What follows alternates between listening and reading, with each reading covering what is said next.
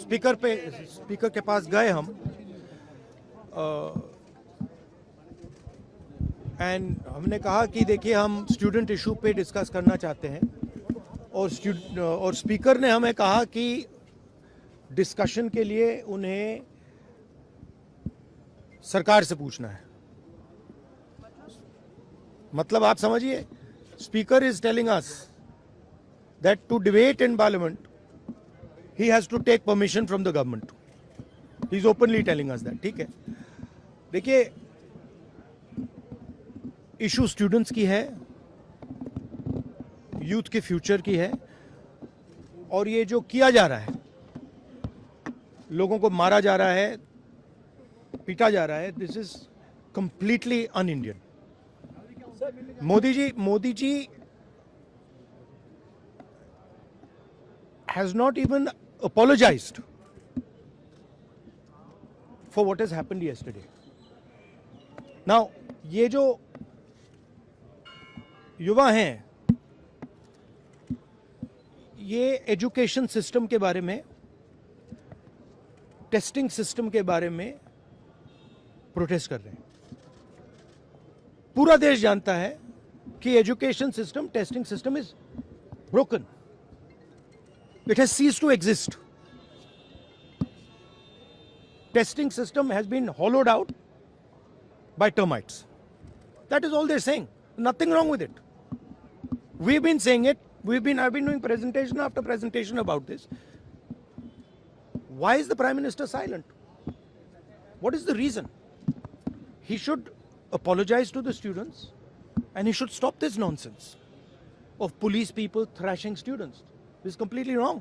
Sir, उनका हवाला देते हुए किरण रिजिजू ने कहा कि आज वो एनडीए की बैठक में प्रधानमंत्री ने कहा कि हमने त्वरित एक्शन लिया, हमने बहुत रैपिड एक्शन लिया। We are concerned, Prime Minister is concerned about the students and their future. Action was taken. 13 people were arrested. That has been briefed by the point is that this is no way to treat the young people of this country. The young people of this country do not have any opportunities. All the doors are closed. There is only one door which is open, which is the door of the competitive exam, and that door is also destroyed. What are these students here?